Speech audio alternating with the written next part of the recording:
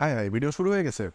আসসালামু আলাইকুম, কেমন আছেন সবাই? আমি মুক্তাদির হোসেন নয়ন, আছি ডেল্টা মেডিকেল কলেজে এবং আমি একজন পঞ্চম বর্ষের শিক্ষার্থী। চলে আসলাম আপনাদের জন্য নতুন একটি ভিডিও নিয়ে। তাহলে কথা না বাড়িয়ে চলুন শুরু করা যাক আজকের বিশেষ আলোচনা। আজকের আলোচনার মূল টপিক হলো সার্কেডিয়ান রিদম। মেডিকেল ফিজিওলজির একটি টার্ম বা সহজ বাংলা করলে দাঁড়ায় দেহ ঘড়ি। আমাদের ঘুম, জাগরণ চক্র, স্লিপ সাইকেল, হরমোন নিঃসরণ এবং বিপাক বা মেটাবলিজম, এছাড়া অনেক শারীরবৃত্তীয় এবং আচরণগত প্রক্রিয়া নিয়ন্ত্রণ করে এই ঘড়ি। এই অভ্যন্তরীণ ঘড়ি নষ্ট হলে ঘুমের অসুখ, দীর্ঘমেয়াদী বিষণ্ণতা, ডিপ্রেসিভ ডিসঅর্ডার এবং অন্যান্য স্বাস্থ্য সমস্যা হতে পারে। সার্কেডিয়ান রিদম রিসেট করার জন্য আমরা বিশেষ কিছু টিপ আপনাদের জন্য নিয়ে এসেছি। আসুন তাহলে দেখে নেওয়া যাক এই কি পদ্ধতি অবলম্বন করলে আপনারা এই সার্কেডিয়ান রিদম ঠিক করতে পারবেন। ধাপে ধাপে আপনার ঘুমায়ের সময়সূচিগুলো পাল্টানোর চেষ্টা করুন। আপনার ঘুমের সময়সূচি ধাপে ধাপে প্রতিদিন 15 থেকে 30 মিনিট করে পরিবর্তন করুন। উদাহরণস্বরূপ, আপনি যদি সকাল 8টার পরিবর্তে সকাল 6টায় ঘুম থেকে উঠতে চান, তবে কয়েকদিনের জন্য সকাল 7:30 বা এর আগে বা পরে ওঠার চেষ্টা করুন। তারপর কয়েকদিন সকাল 7টায় এবং আপনি আপনার পছন্দসই ঘুম থেকে ওঠার সময়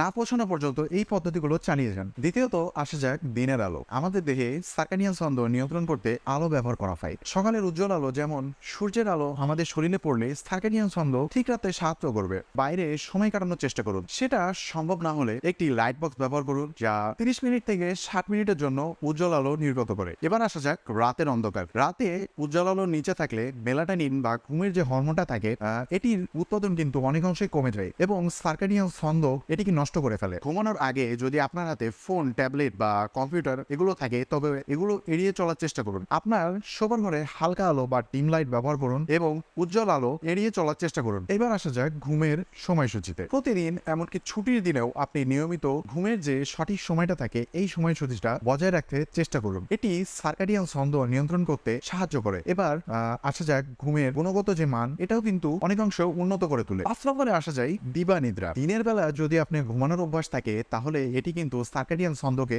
নষ্ট করে ফেলতে পারে এবং রাতে ঘুমিয়ে পড়া কঠিন করে তোলে। আপনার যদি ঘুমাতেই হবে, তবে 20 থেকে 30 মিনিট ঘুমাতে পারেন এবং এটি দিনের বেলায় দেরি করে ঘুম থেকে ওঠার যে অভ্যাসটা থাকে সেটি আপনি এড়িয়ে চলার চেষ্টা করুন। এরপরে আসা যাক উত্তেজনা। ক্যাফেইন বা নিকোটিনের মতো উত্তেজক বা চা এবং কফি, এগুলো কিন্তু সার্কাডিয়ান যে ছন্দটা থাকে এটা কিন্তু ঘুমের ক্ষতি করে ফেলে। তো বিশেষ করে বিকালের পর চা, কফি বা সিগারেট এই খাবারগুলো এড়িয়ে চলার চেষ্টা করুন। এবার আসা যাক ব্যায়ামের ব্যাপারে। নিয়মিত যারা শরীর চর্চা করেন বা ব্যায়াম করেন, আপনার সার্কাডিয়ান যে ছন্দ আছে এটা যদি নিয়ন্ত্রণ করতে চান, তবে অবশ্যই কিন্তু নিয়মিত ব্যায়াম করা খুবই জরুরি। তবে সন্ধ্যায় ব্যায়াম করা এড়িয়ে চলুন, কারণ এটি শরীরকে অনেক উত্তেজিত করে তোলে এবং রাতে ঘুমিয়ে পড়া অনেক বেশি কঠিন করে তোলে। এটা মনে রাখা গুরুত্বপূর্ণ যে সার্কাডিয়ান রিদম রিসেট করতে অনেক সময় এবং ধৈর্যের প্রয়োজন হয়। একটি সামঞ্জস্যপূর্ণ রুটিনে লেগে থাকুন। নতুন সময়সূচির সাথে সামঞ্জস্য থাকে, এটাই আপনাকে সময় দিতে হবে। যদি নিজের চেষ্টায় আপনার দেহঘড়ি রিসেট করতে না পারেন, তবে একজন রেজিস্টার্ড MBBS চিকিৎসকের শরণাপন্ন হন। ভিডিওটি যদি আপনাদের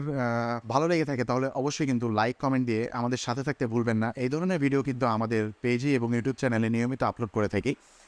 তো দেখতে থাকুন এই ধরনের ভিডিও, আর সবাই ভালো থাকুন, সুস্থ থাকুন। এই কামনায় আজকের ভিডিওটি আমরা এখানেই সমাপ্ত করছি। ধন্যবাদ সবাই।